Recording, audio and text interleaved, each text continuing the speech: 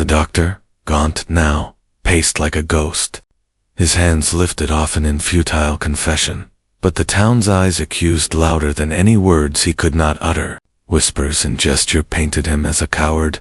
Others called him a murderer.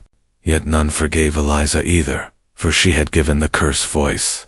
Here the contrast sharpened. Vengeance versus justice. Mob's fury versus a mother's hope. One evening, storm clouds bruised the sky while townsfolk hammered fists against the shattered bell. The hollow clang without echo. Caleb's flute shrilled through thunder, a melody pleading above fists and rage, the last fragile song of restraint. But even the song seemed thin before the growing revolt. Eliza stood amid the shadows, knowing choice loomed near. The question rose like lightning in her chest. Would she let wrath devour them all, or would she plant something gentler at the very center of her loss? By the time the harvest moon rose red above the plains, the town had become a vessel, overflowing with fury.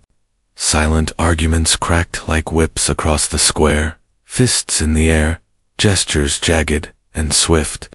All eyes found Eliza, the woman who had chained their tongues.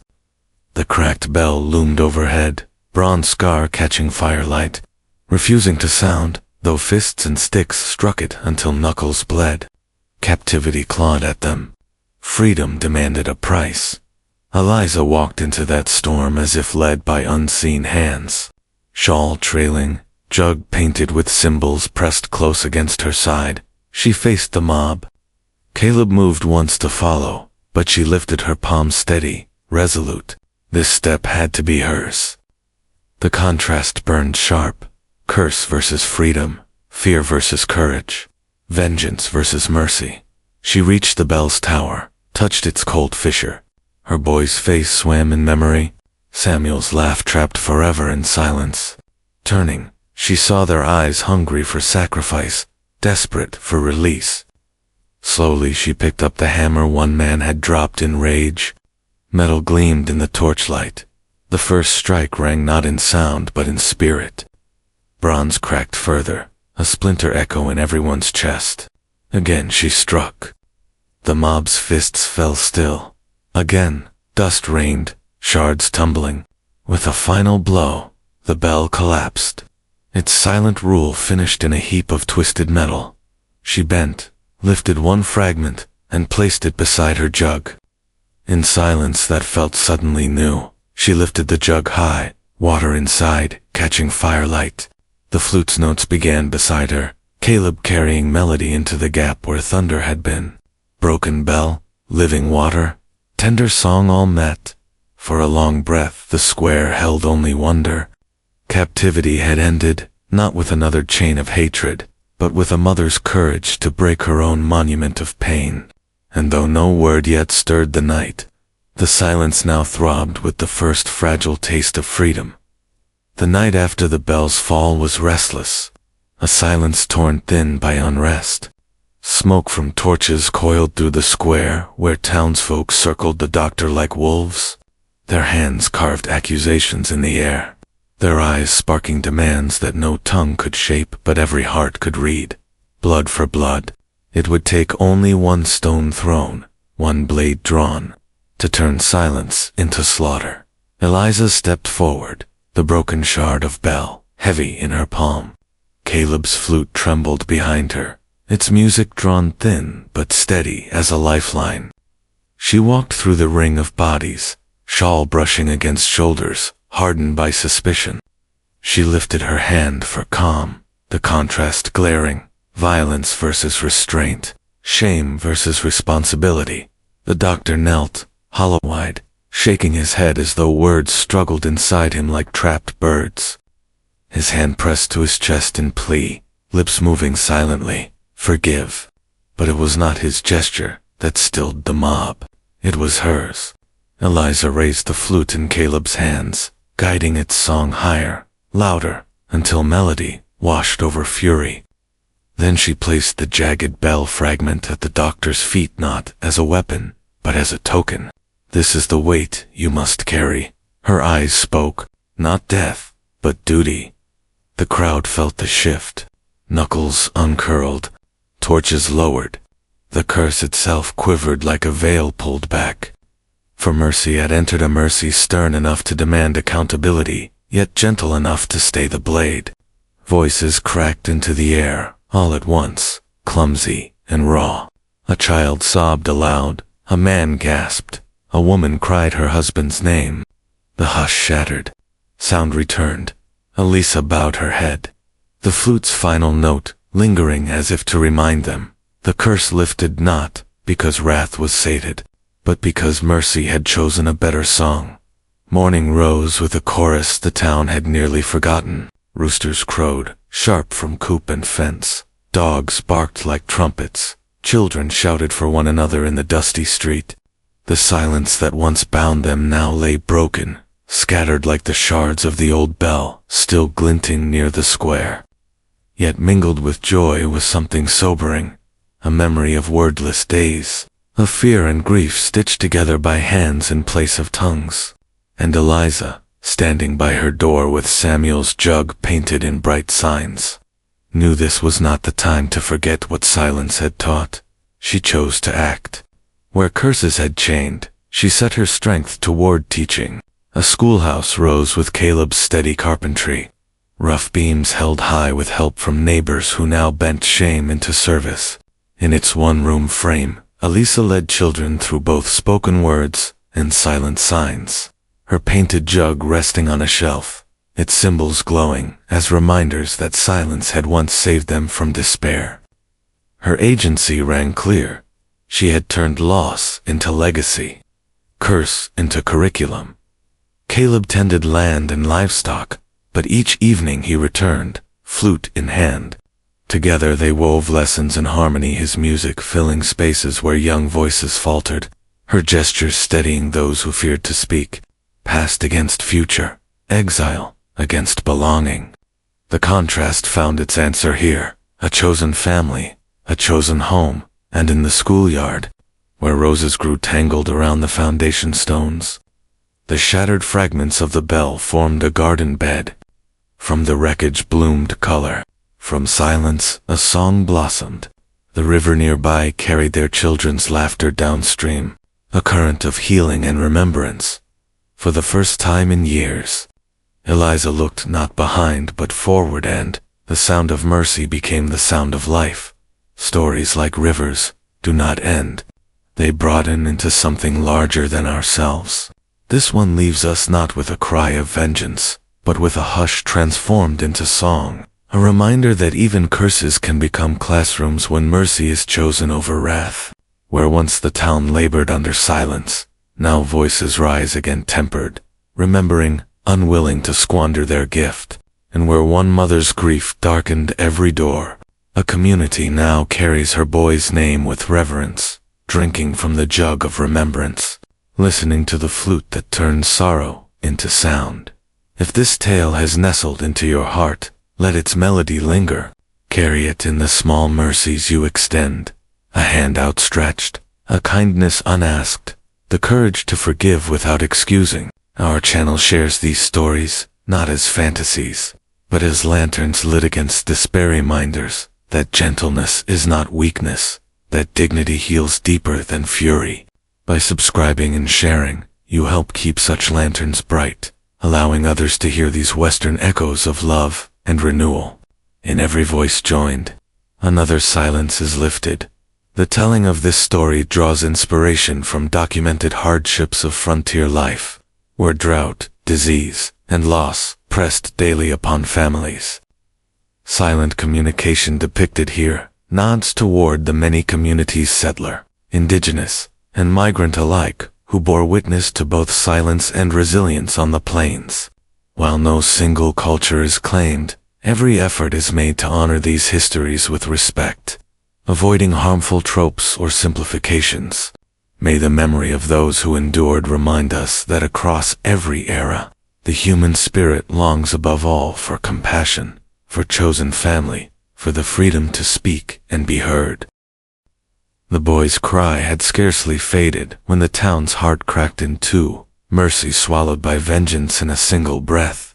Dust hung above the street like pale smoke, while grief thundered from the throat of one woman against the silence of all others.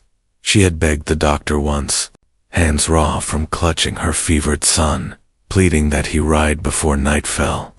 His refusal had been quiet, couched in cold words about rules, payments, and the limits of his tired remedies. By dawn the child's chest was still, his small hand cooling in hers. Where love had burned, only ashes remained. Now she stood beneath the failing light, shawl slipping from her shoulders, hair unbound in the evening wind. The entire town gathered, unsure whether to look away or stare.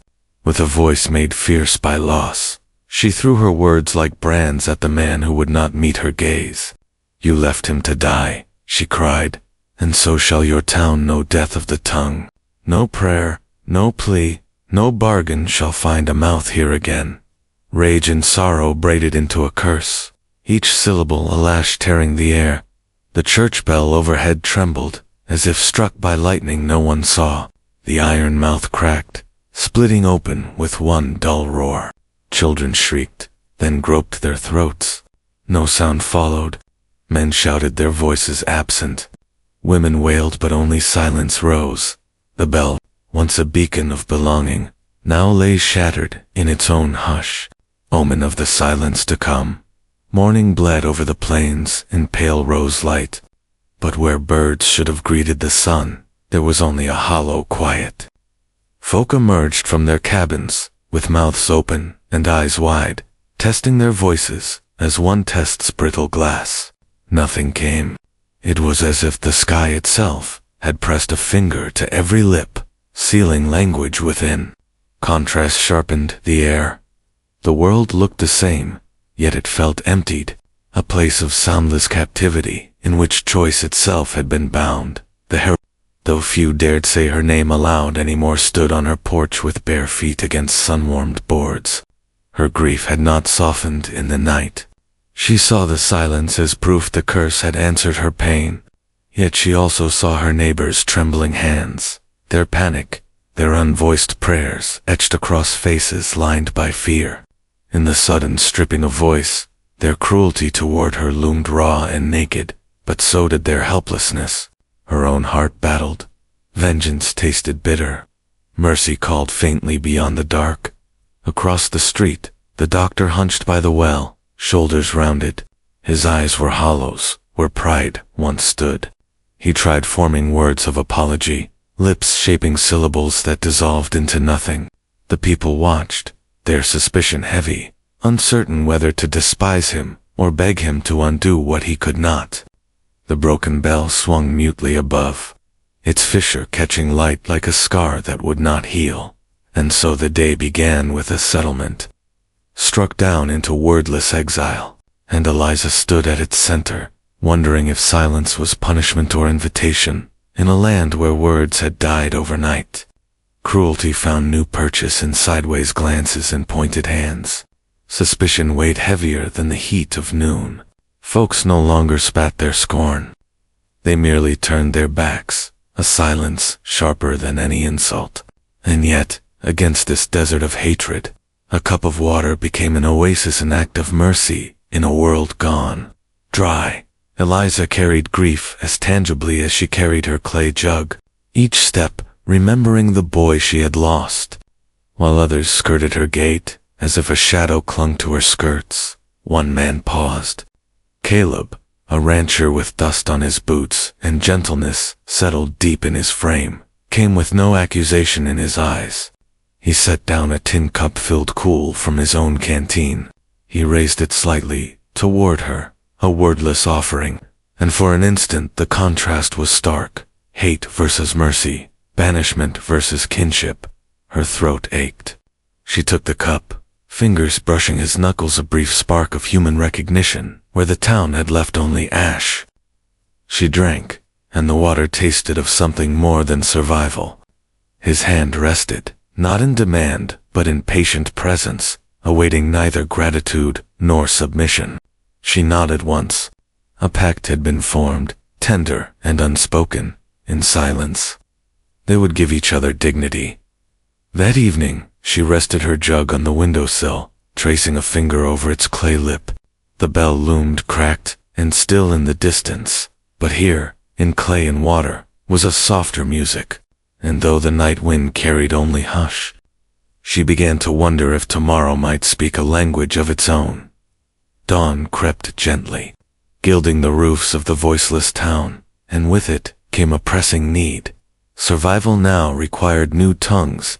Where words had once bound neighbors in trade and prayer, silence now turned simple tasks into laborious puzzles. Men gestured wildly to one another at the livery. Women scrawled shapeless words in dust before the wind carried them away. Fear tested patience, yet necessity whispered of another way, and out of the hush began the first lessons in the wordless. Children proved the swiftest.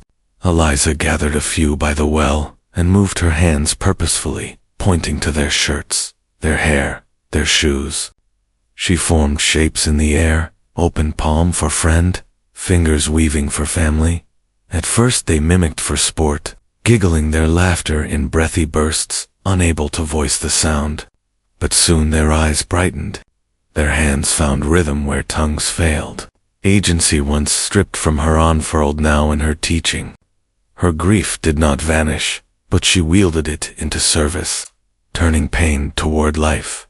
Caleb labored beside her in his own way, crafting slate boards from salvaged barn wood. He etched symbols with chalk, handed them to merchants, carved lines for numbers where sums mattered.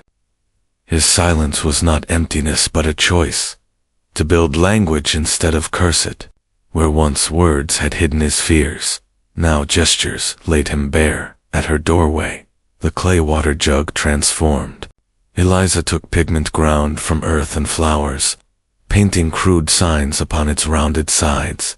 A triangle for house, a swirl for river, two joined hands for trust. Each mark turned necessity into message, a shared lexicon in clay dot. So among dust and endurance, the town learned whispers of meaning without breath. From ignorance rose possibility, from captivity a step toward freedom. And beneath the watchful sun, the hush no longer rang of doom, alone it hinted of beginnings. Night shimmered silver across the plains, the stars thick as spilled salt. In that hushed expanse, voices were still absent, yet the air trembled with another kind of speech. Eliza sat near the edge of the meadow, the painted water jug beside her, its signs catching moonlight like quiet lanterns. Caleb approached, boots soft in the grass, carrying something slender wrapped in cloth. In a world without words, gifts had become the only sentences worth speaking. He unwrapped the small flute he had carved, its wood polished smooth by his patient hands. No voice could call her name, but the flute promised another path. He lifted it to his lips and drew out a single low note, fragile as a child's first breath. Music rippled into the hush sound, piercing captivity. Contrast flared, erasure versus remembrance, silence versus melody, past weighed down versus future set free. Eliza's eyes glistened. She drew her finger along the jug's swirl, painted for river end. In chalk upon a slate, she wrote a name, Samuel. It was the name no one had dared breathe since the curse, the name of her boy. The letters seemed to burn in the moonlight, claiming his memory not as guilt, but as presence. She pushed the slate gently toward Caleb. He met her gaze. Slowly, he etched his own name beneath hers, yet not the harsh syllables the army had branded upon him years ago, a nickname steeped in shame and blood. Instead, he wrote the birth name he had hidden from ridicule. She read it with reverence, nodding, as the flute once again voiced what paper could not. Two names lay side by side, carved into silence like seeds pressed into earth. They were no longer erased. They were planted, and around them, the night seemed less like a void and more like a future, waiting to be spoken into bloom. The meadow's gentle hush did not last. By late summer, silence turned from marvel to menace. People who once learned to gesture with patience grew restless. Chalkboards were snapped in anger, and caravan travelers shunned the voiceless town as if plague had marked it. In the meeting square, faces glowed with resentment in the torchlight. hands slicing the air in gestures of blame that needed no interpretation. Mercy's fragile thread strained against vengeance's heavy rope. Eliza felt the shift most keenly. She saw mothers clutch children tighter when she passed, lips curling though no sound emerged. The curse had begun as her agony. Now it wrapped tight around her neck like an invisible noose.